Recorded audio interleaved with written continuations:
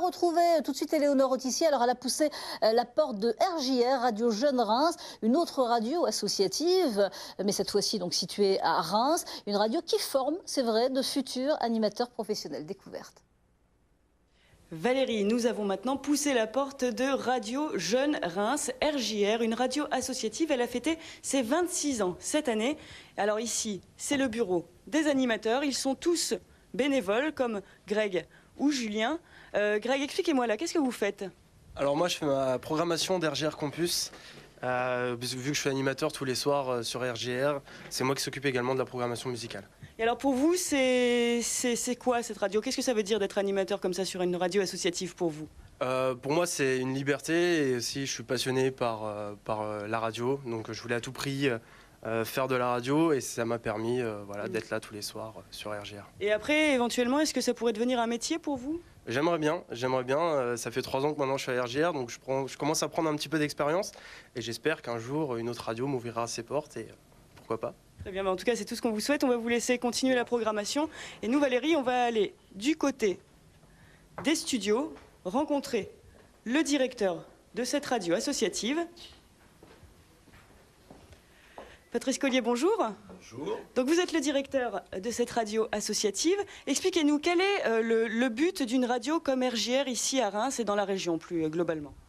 Cette radio a d'abord un but pédagogique, c'est de permettre à des jeunes d'assumer leur passion, de permettre également à tous ceux et toutes celles qui veulent écouter notre radio, une radio de jeunes faite par des jeunes, de pouvoir trouver leur compte, je dirais, sur la place de Reims, d'avoir des informations aussi bien scolaires, universitaires. Est-ce que c'est aussi un facteur d'avenir, d'emploi pour ces jeunes qui passent vers ces radios? Est-ce que ça peut les amener vers un métier? Tout à fait, tout à fait. Nous avons la joie de voir bon nombre de jeunes passer par Radio Jeune Reims qui ont aujourd'hui des fonctions autres, par exemple sur nos radios nationales, j'allais dire concurrentes, mais non, c'est pas vrai, voire sur des radios internationales.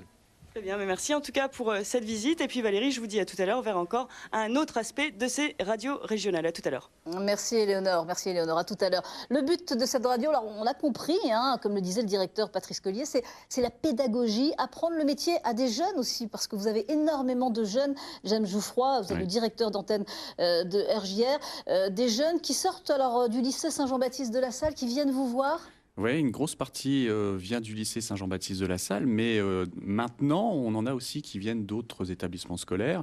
Et puis, il y a des jeunes actifs aussi, il y a des gens qui sont en recherche de travail. Et puis, plutôt que de broyer du noir dans leur coin, ils ont envie de partager cette passion de la radio aussi. Voilà, c'est la passion pour certains, et puis d'autres, c'est vraiment un tremplin pour signer des contrats dans d'autres radios. Bien souvent, j'ai un petit peu regardé l'historique de RJR, qui vient de fêter, donc, comme on l'a dit dans le sujet, sa 26e année, là. Dans tous ceux qui sont passés à RJR, il y en a beaucoup qui aujourd'hui font de la radio sur des grosses enseignes de radio, également la télé. Enfin voilà, il y en a un petit peu partout, quoi. Donc ça fait plaisir. Ça marche, quoi. Ça marche. Quelle est votre priorité justement? La programmation musicale, les émissions, le ton, le contenu? Moi, j'ai envie de dire la passion, le plaisir pour les jeunes qui viennent pour prendre du plaisir, tout simplement. Ça, c'est une de mes règles fondamentales que j'ai mis sur les règles d'antenne. Prenez du plaisir. Le jour où vous n'aurez plus de plaisir, c'est que vous n'avez plus votre place. Bah oui, normalement, on se lève, quand on va devant un micro, on a du plaisir. Exactement. Et du coup, c'est vrai que j'ai axé la programmation musicale vers une programmation qui est assez consensuelle pour les jeunes, qui ont entre 15 et 25, 30 ans, jeunes actifs aussi. Et puis, j'ai voulu ajouter, avec parcimonie, quelques artistes locaux aussi, parce qu'effectivement, on a une belle scène en Champagne-Ardenne. Ça, vous les poussez un petit peu, vous les faites connaître sur l'antenne. On les reçoit même vous les recevez régulièrement. Et puis, il y a des moments forts aussi, comme Foot et Citoyenneté, ça c'est chaque année. Et ça sera déjà la 3e édition, dans à peu près un mois maintenant. Le 15 avril, 15 avril, exactement. Et donc, Foot et Citoyenneté, c'est pareil, une belle initiative de bénévoles de la radio, de 2 bénévoles à l'origine. Aujourd'hui, il y en a un petit peu plus sur le projet, parce qu'il il a pris un peu d'ampleur aussi. On va en faire une émission de télé pour la réception on va dire du plateau avec des personnalités du football. Et, donc on va faire travailler là aussi le lycée pour donner un petit peu plus de consistance au projet. Et puis il y aura le deuxième temps fort toujours avec un tournoi qui se fera auprès de jeunes U13, des moins de 13 ans. Je viendrai en parler évidemment Voilà. sur l'antenne de Champagne-Ardenne matin dans l'émission. Exactement. Vous, alors, par rapport aux bénévoles, vous êtes combien au total?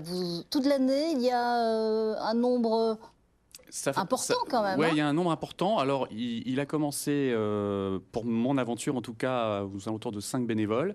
Petit à petit, la formule leur a plu et du coup, ils ont voulu me rejoindre. L'an dernier, on était une trentaine. Cette année, on est une cinquantaine. Bon, voilà, je ne vous cache pas qu'à 50, on est bien. Ouais. Et vous êtes salarié. Hein. Je suis salarié et je suis secondé par un jeune également qui a du talent, qui s'appelle Julien. Bon, et vous mettez en valeur les associations aussi régulièrement. Hein. Beaucoup, on tend le micro à des associations, à des jeunes, à beaucoup d'étudiants qui mettent en place des projets également sur la ville, qui ont besoin d'être relayés. Et c'est vrai que c'est pas toujours évident pour eux de trouver une audience sur les grosses radios, voilà, parce que y a des priorités aussi dans l'info. Donc, nous, on a un petit peu plus de temps pour ça, donc on y va. Bon.